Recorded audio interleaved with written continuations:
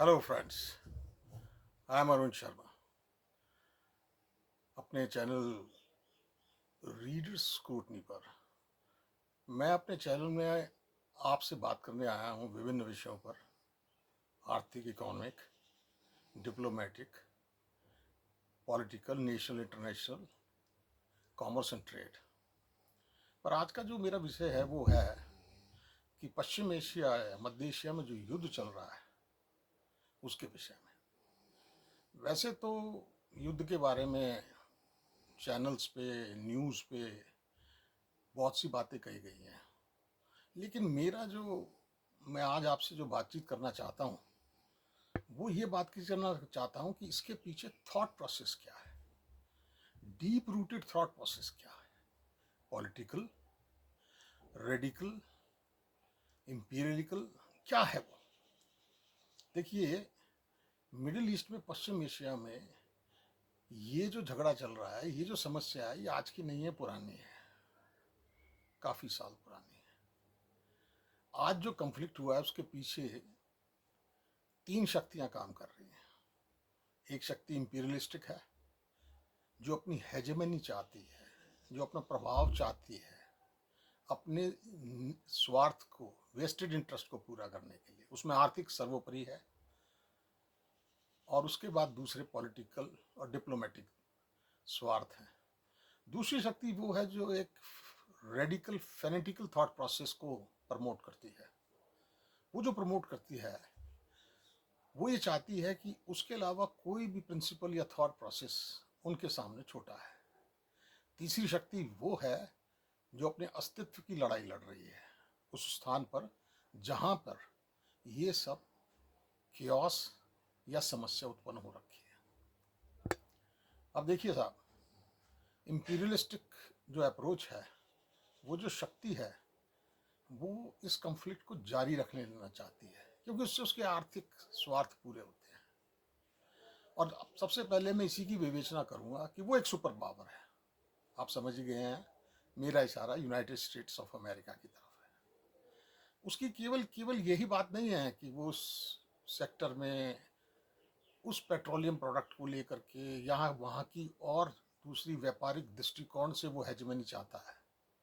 उसकी एक पोजीशन है यूनिवर्सल, और उसमें सबसे बड़ी, मैं प्रिसाइजली बात करूँगा, वो है उसकी अपनी करेंसी की हेजमनी। सेकेंड वर्ल्ड वॉर के बाद डॉलर जो उनकी करेंसी है वो एक यूनिवर्सल एक्सचेंज यूनिट बन गई है। अब बहुत सालों के बाद ट्रेड एंड कॉमर्स के अंदर ग्लोबल बिजनेस के तहत और साउथ एशिया और एशिया की तरफ से उभरती हुई आर्थिक शक्तियों की वजह से उसकी करेंसी की जो हेजेमनी है, जो पोजीशन है, उसको खतरा उसे लगता है। इसलिए वो किसी न किसी रूप में, किसी न किसी तरीके से अंतर्राष्ट्रीय स्तर पर किसी न किसी समस्या को पैदा रखना चाहते हैं। ट्रेड एंड कॉमर्स जो साउथ एशिया के देश और एशिया के देश अपनी करेंसी में करना चाहते हैं, वो उसे स्वीकार्य नहीं है और होगा भी नहीं। जो इस पोजीशन में बैठा क्यों करा। एक तो पहली ये बात। दूसरी तरफ दूसरी वो शक्ति है जो रेडिकल फेनेटिज्म से चल रही है। मुझे नहीं समझ में आ रहा कि पुरानी रेडिकल फेनेटिकल रिलीजियस थॉट प्रोसेस आज के इस युग में चल सकेगा। नहीं। वो शक्ति ये चाहती है, उस शक्ति को उखाड़ फेंक देना चाहती है, उसके अस्तित्व को उखाड़ देना फेंकना चाहती है, जो उनका लेजिटिमेट राइट है। बहुत से लोग बड़ा ऊपरी तौर पे बातें करते हैं, जी उनका तो कोई राइट ही नहीं है। हजारों साल पहले, मेरा इशारा इजराइल की तरफ है, उन यहूदियों को, उन इजराइलियों को उखाड़ के फेंक दिया गया। पहले रोमन एम्पायर ने, उससे पहले और भी बड़ी शक्तियों ने दुनिया भर में फैल गए। ज्ञान में, एजुकेशन में आगे होते हुए भी, क्योंकि उनके पैर अपनी ज़मीन पर नहीं थे, उन्हें बहुत समस्याओं का सामना करना पड़ा। सबको विदित है, सबको पता है, सेकेंड वर्ल्ड वॉर में एडोल्फ हिटलर जो जर्मनी का डिक्टेटर था, उसने कितने यहूदियों के साथ क्या किया, मैसेकर।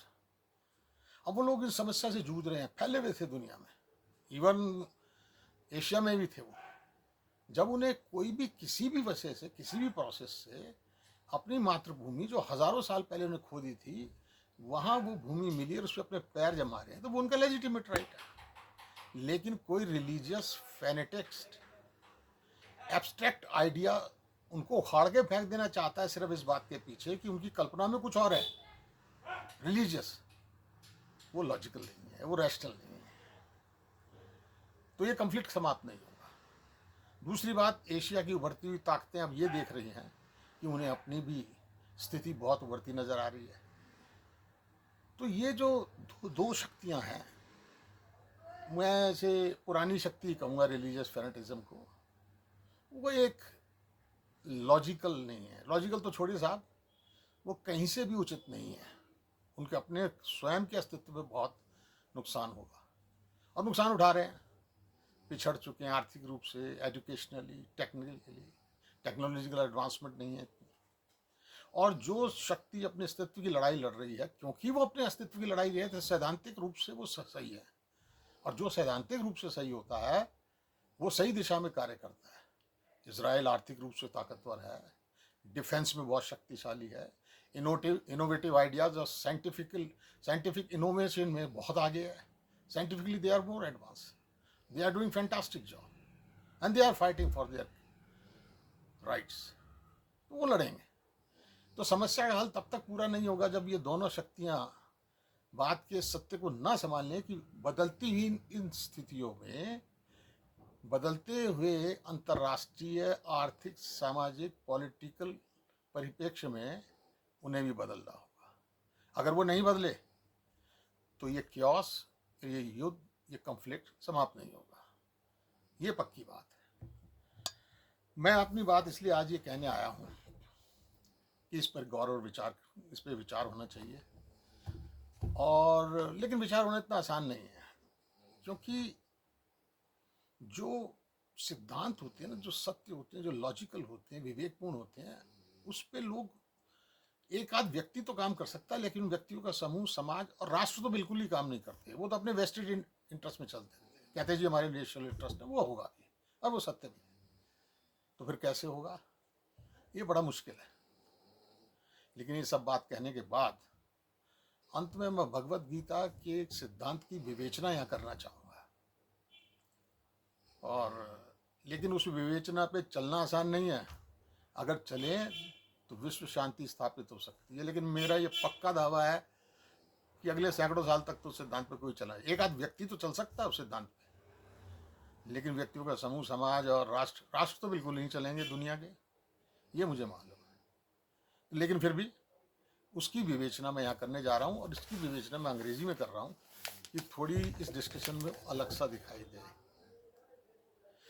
तो मैं ये कहना चाहता हूँ, भगवत गीता का सिद्धांत की विवेचना ये है कि that blind faith in a particular mode of nature cannot help a person और a group of persons become elevated to the perfectional stage. So one has to consider things carefully, with intelligence, in the association of a bona fide spiritual, logical, rational thought process. Thus, one can change his position to a higher mode of nature, and that is, in one simple word, is humanity.